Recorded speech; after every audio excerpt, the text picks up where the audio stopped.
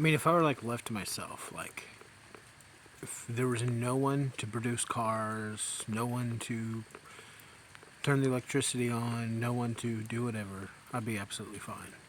Completely fine. I mean, materialistically, I'd be way better off because there's a lot of things that I don't do because people take what they do so seriously and their expectations are so rigid and so firm at the same time. You know, with people being the most important part of my life, it's like they don't want it. They don't want the robot. That's why I didn't make the robots. But it's not only that, it's that scientists and engineers, everything is miniaturized in our minds. And we're working on math problems. We're working on functionality. They're not, there's no idols. We don't make an idol out of anything. It's because we're just so busy analyzing everything all the time. There's not any chance to make an idol out of anything. So when we don't idolize, or I don't idolize my work. Do you idolize your work? I hope not. You're probably not a very good scientist or an engineer if you idolize your work, because we have to move very quickly, solve very hard problems very fast. So, I don't idolize my work. I make very, very advanced AI, extremely advanced AI, and I don't idolize it. So that's the problem, though. We got people mistake me often for they seem to think that all technology people are the same. They seem to mistake me like that. They assume that I'm a gadgets guy, have gadgets. I am so minimalistic when it comes to what I own. I can't deal with a lot of stuff on me. I have my phone, and that is a lot. I just got the internet. I got games. It's an entire computer. It's an entire computer in your hand, so it's that's a lot. Communication with people. So, I don't like having a lot of stuff in my pockets. I don't do gadgets. I don't have time for gadgets. I build, very complex, very serious things that moves a lot of data around very quickly and does really useful things with the data. And these days that's really all I'm doing.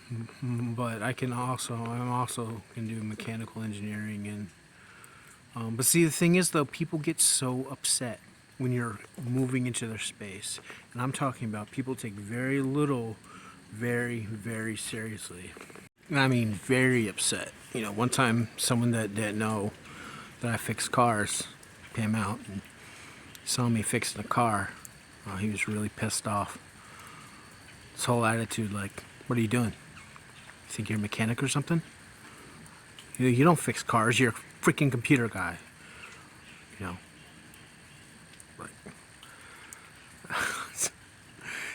It's nothing. It's Legos. You buy a part, you pull a part out, and you put another part in. Diagnostics is easy too. It's I don't know, man. I didn't go to school to be a mechanic. I don't need to. It's not really that serious. But other people, that's what I'm saying. I can't move anywhere. My robots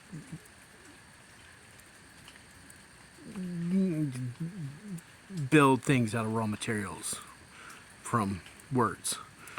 So it's I can't move with it because I live around other people. So if it were just me, no, I don't. No, I don't need other people to provide for me. But other people are valuable because they're them. They're valuable as them, because I need them, right? I don't really need what they do necessarily. Now, as far as my development, I learn from other people because if somebody left me out in the woods, it probably would be somebody else. Probably be somebody that runs around in the woods naked and pees on things. But I'm saying as far as, the aspect of do I need other people's help? And now, no. I mean, eventually with the education, innovations in education that I'm releasing myself, and I know other people are working on it too. They're working on other models and the same model I am. Because when I tried to get a domain name, it was actually really hard to get this domain name, but I got one. So I know other people are working on a similar model to what I'm working on for innovating education, and they're working on other ones. And I see. I believe in people. See, see. I never actually like thought people were incapable. I never like looked down on people. And that's what's funny about all this is that in 2010, when I was working on Insanity Electronics, I thought so highly of businesses and other people. I'm competing like, okay, well, they're probably going to have automated data cleaning solutions. They're probably, don't have anybody actually doing anything anywhere, because it's the internet. People, you can't have actually people like working 24/7 on data entry and spreadsheets like all the time, right? So in 2010, so because I'm competing with these expectations, that's what I'm building. And I don't think it's a great thing. I think it's a normal thing, right? So then I find out that they don't have automated data cleaning solutions. They did use spreadsheets. They did use entire teams of people whose job is to enter data. It just confounded me. That surprised me. Not automated data cleaning. That surprised me. It's like, what? That is such a waste of money. But it's not a waste of money because you're paying people, right? But you're paying people. But this is how I think. So I didn't look down on people. I just thought so highly of everybody. I'm competing with these unrealistic expectations, apparently. I'm getting very far, making them very normal. They're not big accomplishments. They're normal accomplishments, and I just need to think about how to do it and do the work, and then it's done.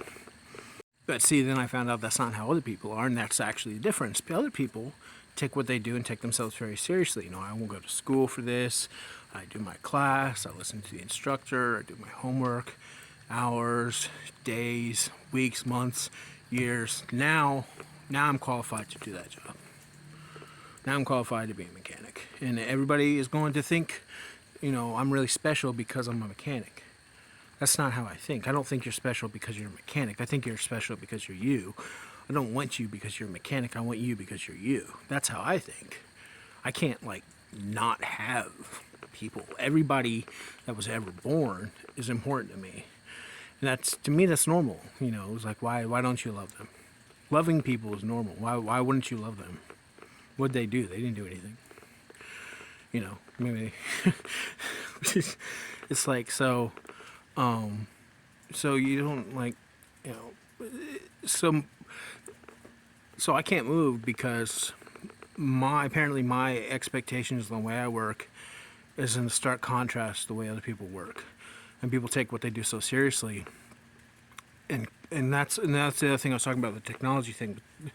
They aren't expecting these things to happen. They aren't expecting a wonder box. They aren't expecting a robot where there's something called the genie in a lamp paradox. I coined that term. I don't know if anybody else did, but that's what I call this thing going on in the math. That's really about, it's not just about the machine, it's about the math, about the machine being in the environment with other people and people experiencing the machine.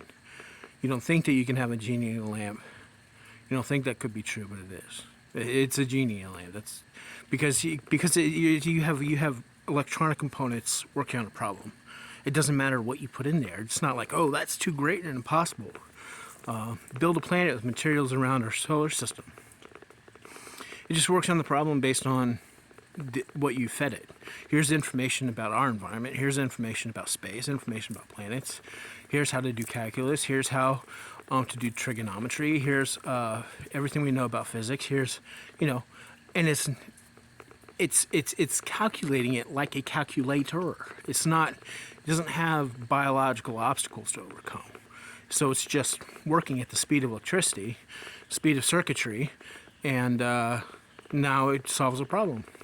Here's how we can build a planet out of materials, our galaxy, and actually, here's a way to do it that's completely safe for human beings, and nobody loses their lives, nobody is in danger, and down to less than a 1% chance of anyone being hurt. Doing it like this, then you have robots that build robots, that build robots, that build robots, that build robots, that build robots. Then you have 4 trillion robots in a week. Now you've built robots, built themselves. Now they go off and build simple machines in orbit around a planet, and then they take those simple machines and they build larger structures like giant bags and hoses, filters, go get water out of Jupiter, send it over to Mars, bring nitrogen over from Titan. We got a sulfuric acid, I believe, over on Venus. Does Venus have sulfuric acid on it? Sulfuric acid clouds just suck up the clouds. Sounds kind of imaginary, right? We're sucking up clouds. Well, clouds are substances, right? Then we create iron sulfate, right? That surface of Mars. That is a coagulant in sewage treatment plants. Then we dump a bunch of water from Jupiter on it, right? Because there's not enough water on Mars. I don't know what you guys are thinking. There's not enough water on Mars. It's unrealistic, right? And on top of that, you need more mass to activate the core. So it's like we're going to go on something that I called Rectum. Rectum, a really expensive camping trip on Mars. Going to put that inside of your rocket. Rectum 1. Here we go. A bunch of Boy Scouts. And finally, because that's a big deal. Being on another planet is such a big deal. We don't need to actually terraform the planet first. We can go there and waste everybody's time and lives and risk everybody's lives, or risk their lives, because that is your biggest dream, being on another planet. When, okay, well, if you're talking about more realistically, it's really not about the dream necessarily. It's about, okay, well, what are you going to do when you're on this other planet? I'm fine here. I'd rather be here than go on Rectum 1. That's my honest position. I'd rather be on Earth. I don't want to be on Mars. I don't want to go to Mars right now.